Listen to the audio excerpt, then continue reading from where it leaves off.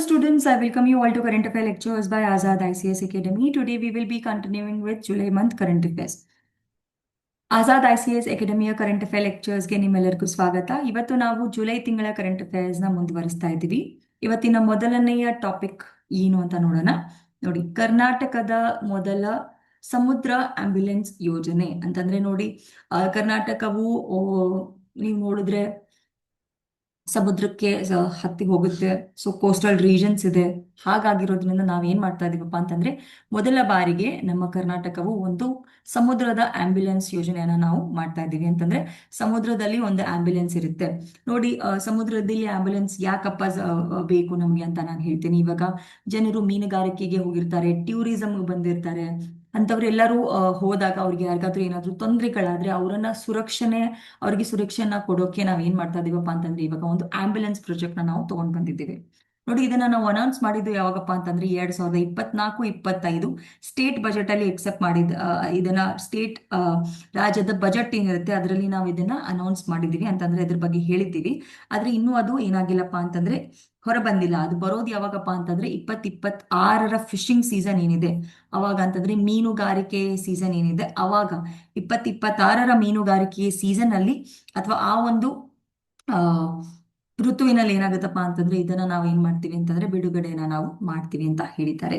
ಇವ್ರು ಏನ್ ಮಾಡ್ತಾರಪ್ಪ ಅಂತಂದ್ರೆ, ಒಂದು 3 ಹೈ ಸ್ಪೀಡ್ ಅಂತಂದ್ರೆ ಅತಿ ವೇಗವಾಗಿ ಹೋಗ್ತಾ ಇರುವಂತ ಮೆಡಿಕಲ್ ಇಕ್ವಿಪ್ಡ್ ಅಂತಂದ್ರೆ ಎಲ್ಲಾ ಸೌಕರ್ಯಗಳು ಇರುವಂತ ಒಂದು ಬೋಟ್ ಅಥವಾ ದೋಣಿಯನ್ನ ಏನ್ ಮಾಡ್ತಾರೆ ಅಂತಂದ್ರೆ ಬಿಡ್ತಾರೆ. ನೋಡ್ಬೋದು ನೀವು ಯಾವ ತರ ಬೋಟ್ ಕಾಣಿಸುತ್ತೆ ಅಂತ. Boat serve the fishing and the coastal communities ಅಂತಂದ್ರೆ ಮೀನುಗಾರಿಕೆ ಮತ್ತೆ ಕೋಸ್ಟಲ್ ರೀಜನ್ಸ್ ಅಲ್ಲಿ ಇರುವಂತ ಜನಾಂಗಕ್ಕೆ ಏನ್ ಮಾಡ್ತಾರಪ್ಪ ಅಂತಂದ್ರೆ ಇವರು ಒಂದು ಸಹಾಯ ಆಗ್ಲಿ ಅನ್ನೋ ಒಂದು ನಿಟ್ಟಿನಲ್ಲಿ ಈ ಒಂದು ಆಂಬ್ಯುಲೆನ್ಸ್ ಪ್ರಾಜೆಕ್ಟ್ ನ ಅವ್ರು ಏನ್ ಮಾಡಿದ್ದಾರೆ ಅಂತಂದ್ರೆ ಯೋಜನೆಯನ್ನ ತಗೊಂಡ್ ಬಂದಿದ್ದಾರೆ. ನೋಡಿ, what is this new topic that we have here is that the Karnataka is now going to come up with the first ambulance project. Basically, through this was announced in 24-25 state budget. Okay, see how we have the union budget for the center. Similarly, every state will have its own budget. So similarly, in Karnataka, we have this 2024-2025 budget. In that, they have told that we are now going to come up with the ambulance. Okay, the ambulance for the sea, right? So in this is not going to be introduced now. This is going to be introduced in 2026 fishing season. And here what the project will have is, it will be having 3 high speed, means not just 1, 2, there will be 3 high speed medically equipped boats. Okay, there will be basically people who are going for boating, there will be people who are going for fishing, there will be people who are going for tourism. So to help all these people, we have these kind of project that is there. Now, ಇದರ ಮೂಲ ಕಾರ್ಯ ಏನಪ್ಪಾ ಅಂತ ನೋಡಿ, ಎಮರ್ಜೆನ್ಸಿಗೆ ಅಂತಂದ್ರೆ ಸಮುದ್ರದಲ್ಲಿ ಮೀನುಗಾರಿಕೆ ಮತ್ತು ಇತರೆ ಸ್ಥಳೀಯ ತುರ್ತು ವೈದ್ಯಕೀಯ ಸೇವೆಗಳು ಅಂತಂದ್ರೆ ತುರ್ತು ಅಂದ್ರೆ ಎಮರ್ಜೆನ್ಸಿ ವೈದ್ಯಕೀಯ ಸೇವೆಗಳನ್ನ ಕೊಡುವುದು ಅಥವಾ ಒದಗಿಸುವುದು, ಇದು ಮೇನ್ ಕಾರ್ಯ ಅಂತ ನಾವು ಹೇಳಬಹುದು. ಅದಷ್ಟೇ ಅಲ್ಲದೆ ಏನಾಗತ್ತಪ್ಪ ಅಂತಂದ್ರೆ ಸಮಯಕ್ಕೆ ಸರಿಯಾಗಿ ಯಾವುದಾದ್ರೂ ಮೀನುಗಾರಿಕೆ ಮಾಡ್ತಾ ಇರುವಂತ ವ್ಯಕ್ತಿ ಏನಾದ್ರೂ ಅವರು ಸಮುದ್ರದಲ್ಲಿ ಬಿದ್ದ್ಬಿಟ್ರೆ ಅಂತವರಿಗೆ ನಾವು ಏನ್ ಮಾಡ್ಬೇಕಾಗತ್ತಪ್ಪ ಅಂತಂದ್ರೆ, ಆಕ್ಸಿಡೆಂಟ್ ಆದಾಗ ಅಂತವ್ರಿಗೆ ನಾವು ಏನ್ ಮಾಡ್ಬೇಕಂತಂದ್ರೆ ಅಂತವ್ರಿಗೆ ಸಹಾಯ ಮಾಡ್ಬೇಕು, ಅವ್ರನ್ನ ಸ್ಥಳಾಂತರವನ್ನಗೊಳಿಸ್ಬೇಕು.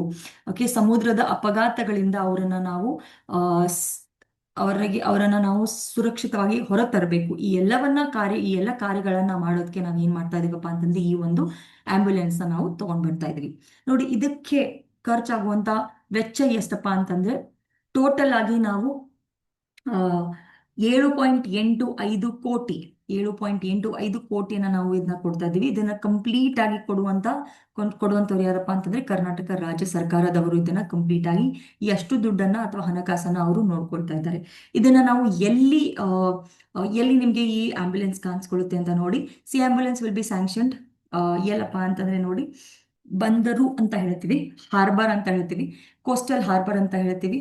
ಕರಾವಳಿಯ ಬಂದರಿನಲ್ಲಿ ನಾವು ಇದನ್ನ ಏನ್ ಮಾಡ್ತಾ ಇದೀವಪ್ಪ ಅಂತಂದ್ರೆ ಇಳಿಸ್ತಾ ಇದೀವಿ. ಕರಾವಳಿಯ ಬಂದರಿನಲ್ಲಿ ನಾವು ಇದನ್ನ ಏನ್ ಮಾಡ್ತಾ ಇದೀವಿ, ತಗೊಂಡ್ ಬರ್ತಾ ಇದೀವಿ. ಯಾವುದಪ್ಪ ಅಂತಂದ್ರೆ ನೋಡಿ, Mangaluru or Karwar, which are the major hubs of fishing activities ಅಂತಂದ್ರೆ ಮೀನುಗಾರಿಕೆ ಚಟುವಟಿಕೆ ಪ್ರಮುಖ ಕೇಂದ್ರಗಳು ಯಾವಾಗಿದೆ, ಅದು ಮಂಗಳೂರು ಆಗಿರ್ಬೋದು ಅಥವಾ ನಿಮ್ಮ ಕಾರವಾರ ಆಗಿರ್ಬೋದು.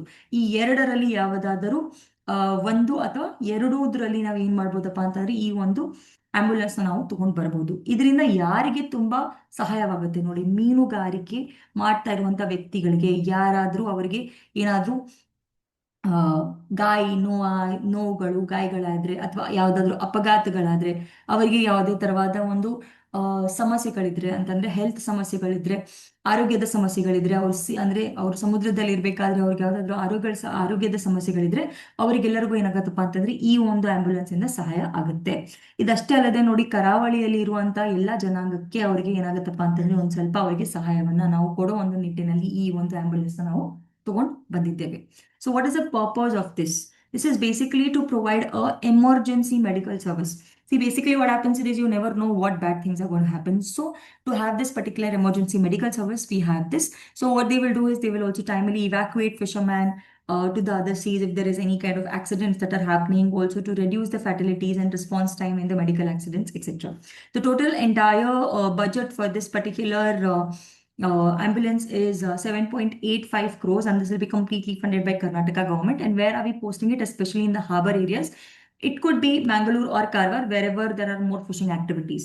Apart from this, we will also try to reduce the injuries that the fisherman is facing, or the accidents, or the health emergency that you see at the sea. All these things will come down, or we're trying to also reduce all these things. Okay. Apart from this, what we're doing here is we're also making sure that the coastal communities that are engaged in the maritime activities, we're also giving some kind of support to these people as well. Now, apart from this, see, cost we have anyways discussed. Now, where are the sanctions? ಎಲ್ಲಪ್ಪ ಅಂತಂದ್ರೆ ನೋಡಿ, ಯಾವ ಕರಾವಳಿಯ ಬಂದರು ಅಂತಂದ್ರೆ Mangaluru, maple, ತಡಾಡಿ, ಈ ಎಲ್ಲ ಜಾಗಗಳಲ್ಲಿ ಈ ಒಂದು ಇದನ್ನ ತಗೊಂಡ್ ಬರುವಂತ ಯೋಜನೆ ನಾವು ಮಾಡಿದ್ದೇವೆ.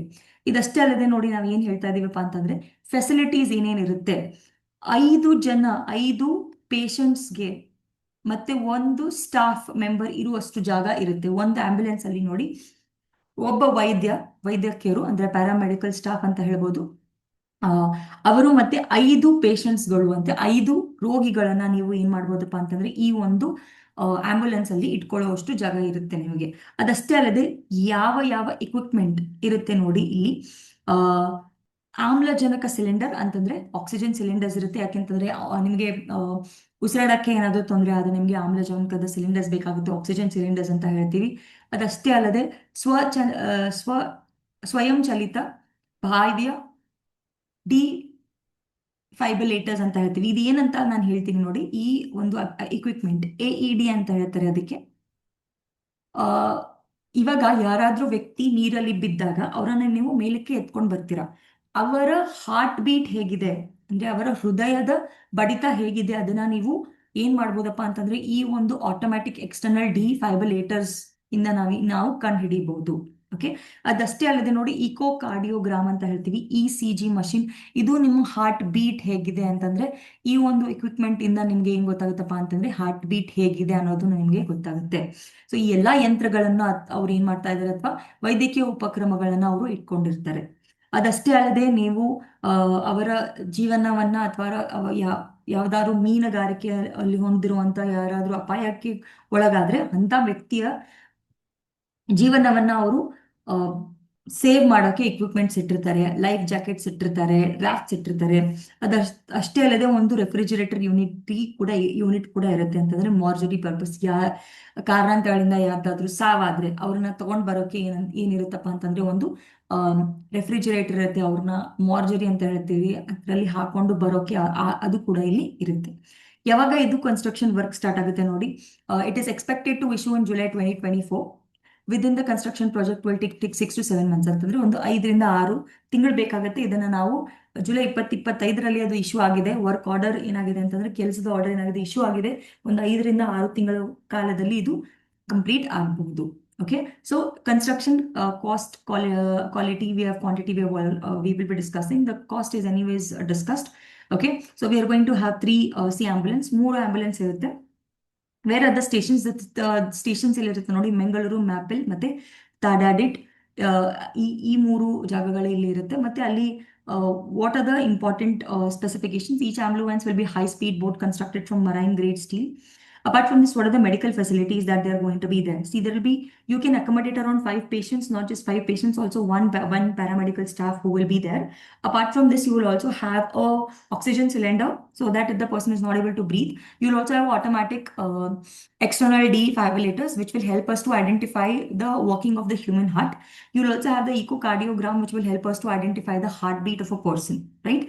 Apart from this, we will have life-saving equipments like jackets, biodes, and drafts, etc. There will be a refrigerator unit also. If a person dies out of any mishaps, then we have to save that person or have to bring that person properly. So we will also have a mortuary, for the mortuary purpose. You'll have a refrigerator unit as well. Now the work order has already been issued in the month of July, but the construction will take around 6 to 7 months probably, right?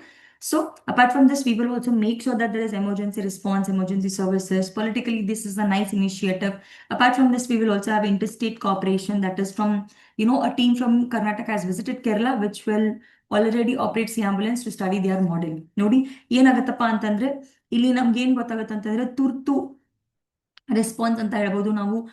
ಬೇಗನೆ ಏನ್ ಮಾಡ್ಬೋದಪ್ಪ ಅಂತಂದ್ರೆ ಅಪಾಯದಲ್ಲಿ ಇರುವಂತ ಮೀನುಗಾರಿಕೆಯ ಅಥವಾ ಮೀನುಗಾರರನ್ನ ನಾವು ಏನ್ ಮಾಡ್ಬೋದು, ಇಲ್ಲಿ ಬಚಾವ್ ಮಾಡಬಹುದು. ಅದಷ್ಟೇ ಅಲ್ಲದೆ ನಾವು ಅವ್ರನ್ನ ನಾವು ಏನ್ ಮಾಡ್ಬೋದು, ಸೇವ್ ಮಾಡ್ಬೋದು ಅಂತ ಹೇಳ್ಬೋದು, ಉಳಿಸ್ಕೊಳ್ಬೋದು ಅಂತ ನಾವಿಲ್ಲಿ ಹೇಳ್ಬೋದು. ಎಮರ್ಜೆನ್ಸಿ ಸರ್ವಿಸಸ್ ಅನ್ನ ನಾವಿಲ್ಲಿ ಕೊಡ್ತಾ ಇದ್ದೀವಿ. ಅದಷ್ಟೇ ಅಲ್ಲದೆ ನೀವು ನೋಡ್ಬೋದು, ಇದು ಒಂದು ಪೊಲಿಟಿಕಲ್ ಇನಿಷಿಯೇಟಿವ್ ಆಗಿದೆ. ಈ ಒಂದು ಸ್ಟೇಟ್ ಬಜೆಟ್ ಅಲ್ಲಿ ನಮ್ಮ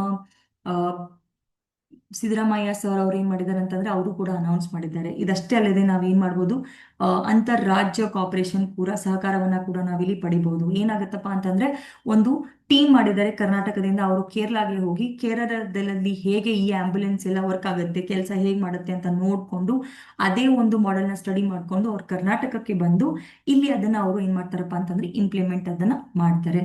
ಸೊ ಎಲ್ಲ ಕಾರ್ಯಗಳನ್ನ ನಾವು ಮಾಡ್ತೀವಿ. ಇವಾಗ ನೆಕ್ಸ್ಟ್ ಇಂಪಾರ್ಟೆಂಟ್ ಟಾಪಿಕ್ ಏನಪ್ಪಾ ಅಂತಂದ್ರೆ ನೋಡಿ, Karnataka government policy shift on biodegradable carry bags. Okay,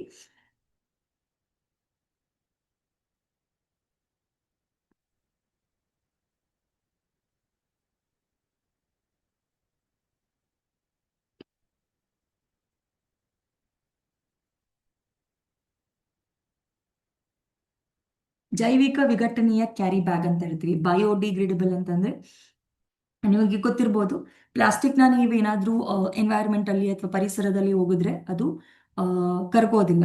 okay, ಯಾಕೆ ಅಂತಂದ್ರೆ ಅದ್ರ ಮೇಲೆ ಯಾವುದೇ ತರವಾದ ಬ್ಯಾಕ್ಟೀರಿಯಾ ಆಯ್ತು ಅದೆಲ್ಲವೂ ಕೆಲಸ ಮಾಡುವುದಿಲ್ಲ. ಸೊ ಅದೇ ನೀವು ಯಾವ್ದಾದ್ರು ತರಕಾರಿನ ಹೋಗಿದ್ರೆ ಅಥವಾ ಯಾವ್ದಾದ್ರು ಹಣ್ಣನ್ನ ಹೋಗಿದ್ರೆ ಒಂದ್ ಸ್ವಲ್ಪ ದಿವಸ ಆದ್ಮೇಲೆ ಅದು ಹೋಗ್ಬಿಡುತ್ತೆ. ಯಾಕೆಂತಂದ್ರೆ ಅದರ ಮೇಲೆ ನಿಮ್ಗೆ ಏನ್ ಕಾಣುತ್ತಪ್ಪ ಅಂತಂದ್ರೆ ಜೈವಿಕ ಬಯೋಡಿಗ್ರೇಡಬಲ್ ಅಂತ ಹೇಳ್ಬೋದು. ಯಾಕಂದ್ರೆ ಬ್ಯಾಕ್ಟೀರಿಯಾಸ್ ಅದನ್ನ ಸಣ್ಣದಾಗಿ ತಿನ್ನೋಕೆ ಸ್ಟಾರ್ಟ್ ಮಾಡುತ್ತೆ, ಆ ತರ ಅದು ಹೊರಟೋಗ್ಬಿಡುತ್ತೆ. ಸೊ ಜೈವಿಕ ವಿಘಟನೀಯ ಕ್ಯಾರಿ ಬ್ಯಾಗ್ಸ್ ನ ಕುರಿತು ಕರ್ನಾಟಕ ಸರ್ಕಾರದವರು ಏನ್ ಮಾಡಿದಾರಪ್ಪ ಅಂತಂದ್ರೆ ಇವಾಗ ಒಂದು ನೀತಿ ಬದಲಾವಣೆಯನ್ನ ಮಾಡಿದ್ದಾರೆ, ಪಾಲಿಸಿನ ಅವರು ಚೇಂಜ್ ಮಾಡಿದ್ದಾರೆ. ನೋಡಿ, ಜುಲೈ 2025ರಲ್ಲಿ ಏನಾಗಿದೆಪ್ಪ ಅಂತಂದ್ರೆ ನಮ್ಮ ಕರ್ನಾಟಕದ ಸಚಿವ ಸಂಪುಟನೆ ಅಲ್ಲಿ ಅಥವಾ ಏನ್ ಮಾಡಿದ್ದಾರೆ, ಸಚಿವ ಸಂಪುಟನೆ ಅವರು 2016ರಲ್ಲಿ ಪ್ಲಾಸ್ಟಿಕ್ ಪ್ರಾಡಕ್ಟ್ಸ್ ಏನಿದೆ ಅಥವಾ ಪ್ಲಾಸ್ಟಿಕ್ನ ಉತ್ಪನ್ನಗಳೇನಿದೆ ಅದರ ಮೇಲೆ ನಿಷೇಧನೆ ಮಾಡಿತ್ತು. ಅಂತಂದ್ರೆ ನೀವು ಯಾವ್ದಾದ್ರು ಅಂಗಡಿಗಳಲ್ಲಿ ಹೋದ್ರೆ ಅಥವಾ ಮಾಲ್ಸ್ ಗಳಲ್ಲಿ ಹೋದ್ರೆ ನಿಮಗೆ ನೋಡ್ತೀರಾ ನೀವು, ಅವ್ರು ಏನ್ ಮಾಡ್ತಾರಪ್ಪ ಅಂತಂದ್ರೆ ಅವ್ರಿಗೆ ಕ್ಯಾರಿ ಬ್ಯಾಗ್ ಕೊಡ್ತಾರೆ. ಬಟ್ಟೆಯಿಂದ ಮಾಡಿರುವಂತ ಕ್ಯಾರಿ ಬ್ಯಾಗ್ ನ ಕೊಡ್ತಾರೆ ಅಥವಾ ಪೇಪರ್ ಇಂದ ಮಾಡಿರುವಂತ ಕ್ಯಾರಿ ಬ್ಯಾಗ್ ನ ಕೊಡ್ತಾರೆ. ಬಟ್ ಆದ್ರೆ ಅವರು ನೀವು ಪ್ಲಾಸ್ಟಿಕ್ ಇಂದ ಮಾಡಿರುವಂತ ಯಾವುದೇ ಉತ್ಪನ್ನಗಳನ್ನ ನೀವು ಯೂಸ್ ಮಾಡಬಾರ್ದು ಅನ್ನೋ ಒಂದು ನಿಟ್ಟಿನಲ್ಲಿ 2016ರಲ್ಲಿ ಇದನ್ನ ನಾವು ಏನ್ ಮಾಡಿದ್ವಪ್ಪ ಅಂತಂದ್ರೆ ಬ್ಯಾನ್ ಮಾಡಿದ್ವಿ. Permitting the use of carry bag made of certified biodegradable and ಕಂಪೋಸ್ಟಬಲ್ material ಅಂತಂದ್ರೆ ಜೈವಿಕ ವಿಘಟನೀಯ ಮತ್ತು ಮಿಶ್ರ ಗೊಬ್ಬರ ವಸ್ತುಗಳಿಂದ ಏನಾದ್ರೂ ನೀವು ತಯಾರಿಸಿರುವಂತ ಕ್ಯಾರಿ ಬ್ಯಾಗ್ ನ ನೀವು ಏನ್ ಮಾಡ್ಬೋದಪ್ಪ ಅಂತಂದ್ರೆ ಬಳಕೆನ ನೀವು ಮಾಡಬಹುದು. ಇದಕ್ಕೆ ನಾವು ಬಯೋಡಿಗ್ರೇಡಬಲ್ ಅಥವಾ ಕಂಪೋಸ್ಟೇಬಲ್ ಮಟೀರಿಯಲ್ ಅಂತ ಹೇಳ್ತೀವಿ. ಈ ತರ ಒಂದು ಮಟೀರಿಯಲ್ ಇಂದ ಮಾಡಿರುವಂತ ಬ್ಯಾಗ್ ಅನ್ನ ನೀವು ಯೂಸ್ ಮಾಡ್ಬೋದು. ಅದಾದ್ಮೇಲೆ ನೀತಿಯನ್ನ ಅವ್ರು ಏನ್ ಮಾಡ್ತಾರಪ್ಪ ಅಂತಂದ್ರೆ ಬದಲಾಯಿಸ್ತಾರೆ. ಯಾವ ರೀತಿ ಬದಲಾಯಿಸ್ತಾರೆ ಅಂತಂದ್ರೆ ನಮ್ಮ ಕೇಂದ್ರ ಸರ್ಕಾರಕ್ಕೆ ಅನುಗುಣ ಹೊಂದುವ ಹಾಗೆ 2021ರಲ್ಲಿ ಅವ್ರು ಏನ್ ಮಾಡ್ತಾರೆ ಅಂತಂದ್ರೆ ಮತ್ತೆ ಅದನ್ನ ಬದಲಾಯಿಸ್ತಾರೆ. ಅದನ್ನ ಅವ್ರು ಬದಲಾಯಿಸಿ ಏನ್ ಮಾಡ್ತಾರೆ ಅಂತಂದ್ರೆ ನೀವು ಬೇರೆ ಒಂದೇ ಸಲ ಯೂಸ್ ಮಾಡುವಂತ ಪ್ಲಾಸ್ಟಿಕ್ನ ನೀವು ಯೂಸ್ ಮಾಡಬಹುದು ಅನ್ನೋ ಒಂದು ಆ, ಏಕ ಬಳಕೆ ಪ್ಲಾಸ್ಟಿಕ್ಗಳನ್ನ ನೀವೇನ್ ಮಾಡ್ಬೋದಪ್ಪ ಅಂತಂದ್ರೆ ಯೂಸ್ ಮಾಡ್ಬೋದು ಅನ್ನೋದನ್ನ ಅವರು ಚೇಂಜ್ ಮಾಡ್ತಾರೆ. ಇವಾಗ ಮತ್ತೆ ಅವ್ರು ಏನ್ ಮಾಡ್ತಾರಪ್ಪ ಅಂತಂದ್ರೆ ಮತ್ತೆ ಅವರು ಈಗ ನೀತಿಯನ್ನ ಅವರು ಚೇಂಜ್ ಮಾಡ್ತಾ ಇದ್ದಾರೆ. ಕರ್ನಾಟಕ ಸರ್ಕಾರದವರು ಮತ್ತೆ ನೀತಿಯನ್ನ ಚೇಂಜ್ ಮಾಡ್ತಾ ಇದ್ದಾರೆ. ಯಾವ ರೀತಿ ನೀತಿಯನ್ನ ಚೇಂಜ್ ಮಾಡ್ತಾ ಇದ್ದಾರೆ ನೋಡಿ. 2016ರಲ್ಲಿ ಕಂಪ್ಲೀಟ್ ಆಗಿ ಅವರು ಬ್ಯಾನ್ ಅನ್ನೇ ಮಾಡಿದ್ರು. ಅಂತಂದ್ರೆ ನೀವು ಯಾವುದೇ ತರವಾದ ಪ್ಲಾಸ್ಟಿಕ್ ನ ನೀವು ಸೆಲ್ ಮಾಡೋದಾಗ್ಲಿ ಅಥವಾ ಅದರಲ್ಲಿ ಏನಾದ್ರೂ ಸ್ಟೋರ್ ಮಾಡೋದಾಗ್ಲಿ ಅದನ್ನ ನೀವು ಮಾಡೋ ಹಾಗಿಲ್ಲ. Or use of all plastic carry bags ಅಂತಂದ್ರೆ ಅದನ್ನ ಏನ್ ಮಾಡಿದ್ರು, ಪ್ಲಾಸ್ಟಿಕ್ ಇಂದ ಕ್ಯಾರಿ ಬ್ಯಾಗ್ ಅನ್ನಾಯ್ತು ಅಥವಾ ಬ್ಯಾನರ್ಗಳಾಯ್ತು, ಇದನ್ನ ಯಾವ್ದನ್ನು ನೀವು ಮಾಡೋ ಹಾಗಿರ್ಲಿಲ್ಲ. ಅದೇ ನೀಡ್ ಫಾರ್ ಅನ್ ಆಲ್ಟರ್ನೇಟಿವ್. ನೋಡಿ, ನೀವು ಎಷ್ಟೇ ಬ್ಯಾನ್ ಮಾಡಿದ್ರು ಏನಾಗತ್ತಪ್ಪ ಅಂತಂದ್ರೆ ಸಿಂಗಲ್ ಯೂಸ್ ಪ್ಲಾಸ್ಟಿಕ್ ಏನ್ ಮಾಡು ಒಂದ್ ಏಕ ಕಾಲಕ್ಕೆ ಬಳಕೆ ಆಗುವಂತ ಪ್ಲಾಸ್ಟಿಕ್ ಏನ್ ಮಾಡೋದಂದ್ರೆ ಅದು ಇನ್ನೂ ಹೋಗ್ತಾ ಇತ್ತು. ಅದಕ್ಕೆ ದಿಸ್ ಪ್ರಾಂಪ್ಟೆಡ್ ಸ್ಟೇಟ್ ಅಫಿಷಿಯಲ್ಸ್ ಅಂತಂದ್ರೆ ಏನ್ ಮಾಡತ್ತಪ್ಪ ಅಂತಂದ್ರೆ ಇದು ಸ್ಟೇಟ್ ಅಲ್ಲಿರುವಂತ ಎಲ್ಲ ಅಧಿಕಾರಿಗಳಿಗೆ ಇದನ್ನ ಒಂದ್ ಸ್ವಲ್ಪ ಬದಲಾವಣೆ ಮಾಡ್ಬೇಕು ಅಂತ ಹೇಳಿ ಅವ್ರು ಏನ್ ಮಾಡ್ತಾರೆ ಅಂತಂದ್ರೆ ಮತ್ತೆ ಬದಲಾವಣೆಯನ್ನ ಮಾಡ್ತಾರೆ. ಅದಷ್ಟೇ ಅಲ್ಲದೆ ಕೇಂದ್ರ ಸರ್ಕಾರದವ್ರು ಏನ್ ಮಾಡ್ತಾರೆ ಅಂತಂದ್ರೆ ಒಂದು ಅಮೆಂಡ್ಮೆಂಟ್ ರೂಲ್ಸ್ ನ ತಗೊಂಡ್ ಬರ್ತಾರೆ. ಪ್ಲಾಸ್ಟಿಕ್ ವೇಸ್ಟ್ ಮ್ಯಾನೇಜ್ಮೆಂಟ್ ರೂಲ್ಸ್ ಪ್ರಕಾರ 2021ರ ರೂಲ್ಸ್ ಪ್ರಕಾರ ಏನ್ ಮಾಡ್ತಾರಪ್ಪ ಅಂತಂದ್ರೆ ಅವರು ನೀವು ಏಕಕಾಲಕ್ಕೆ ಉಪಯೋಗ ಆಗುವಂತ ಒಂದು ಪ್ಲಾಸ್ಟಿಕ್ ನ ನೀವು ಯೂಸ್ ಮಾಡಬಹುದು. ಅದಷ್ಟೇ ಅಲ್ಲದೆ ಅವ್ರು ಏನ್ ಮಾಡ್ತಾರೆ ಅಂತಂದ್ರೆ ನೀವು ಕಂಪೋಸ್ಟೇಬಲ್ ಪ್ಲಾಸ್ಟಿಕ್ ಪ್ರಾಡಕ್ಟ್ಸ್ ನ ಕೂಡ ಅವರು ಒಪ್ಪಿಗೆಯನ್ನ ಕೊಡ್ತಾರೆ. ಅದಾದ ನಂತರ ಏನ್ ಮಾಡ್ತಾರಪ್ಪ ಅಂತಂದ್ರೆ ನೋಡಿ, ಹೊಸ ಒಂದು ತಂತ್ರಜ್ಞಾನವನ್ನ ನಾವು ಬಳಸ್ಕೊಳ್ತೀವಿ.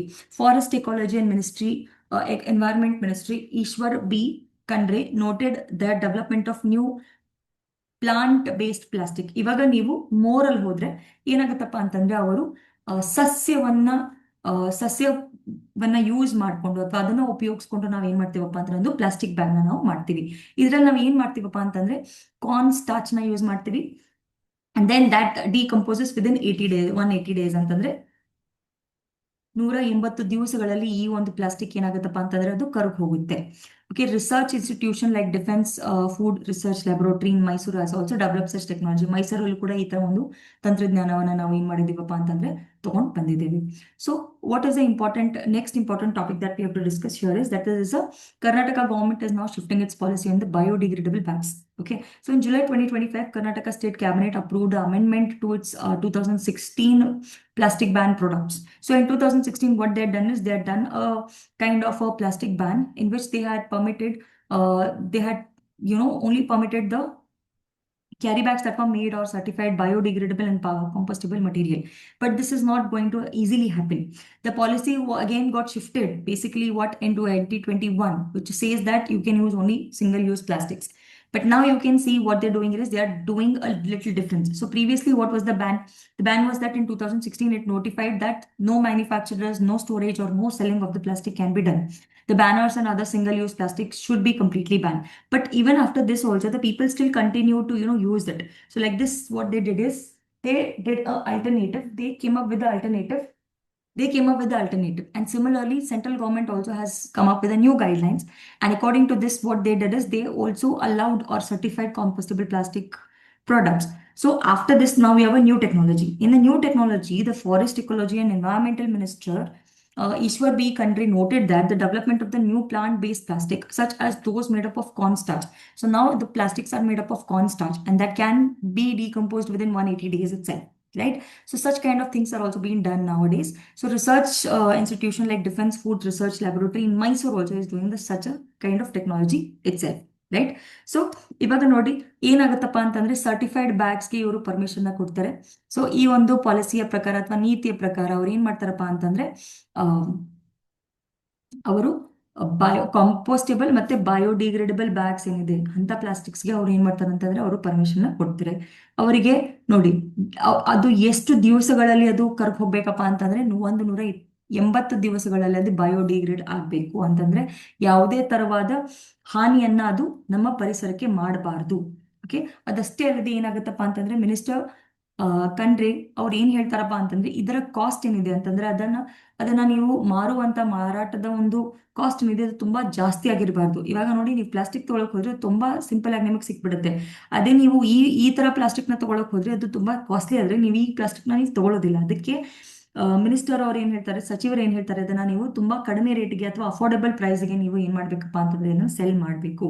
ಮತ್ತೆ ಇದಷ್ಟೇ ಅಲ್ಲದೆ ಅವ್ರು ಏನ್ ಮಾಡ್ತಾರೆ ಅಂತಂದ್ರೆ ಫೇಕ್ ಯಾವ್ದಿರುತ್ತೆ ಅಂತ ಒಂದು ಪ್ರಾಡಕ್ಟ್ಸ್ ನ ಕೂಡ ನಾವ್ ಏನ್ ಮಾಡ್ಬೇಕಪ್ಪ ಅಂತಂದ್ರೆ ಅಡ್ರೆಸ್ ಮಾಡ್ಬೇಕು.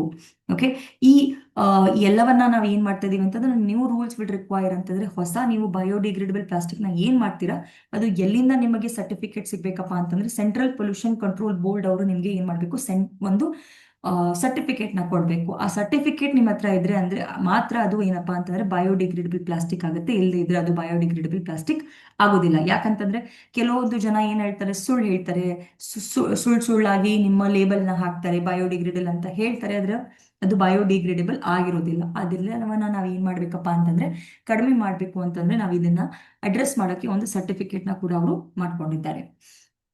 So, what we have to do is the permission is being given to the certified bags, okay, that they can use it, and we need to make sure that these bags are going to be decomposed within 180 days. Apart from this, we also need to understand they should be affordable. See, if I go to more as for these kind of bags, they cost you 180, 190 rupees, around 200 rupees. But if I go to the same plastic bags and ask for the plastic bags, they cost you around 10, 20 rupees.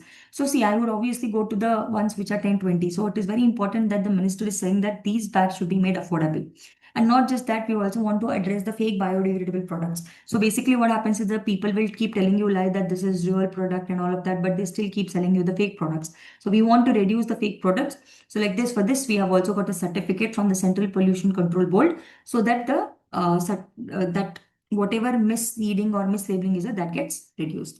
Okay, so this is all for today. I will see you guys in tomorrow's class. If you have any comments, I mean suggestions, feedbacks, try to put that in the comment section. I'll try to read that and come again with the betterment of the class, or I'll make the class much better. Thank you so much.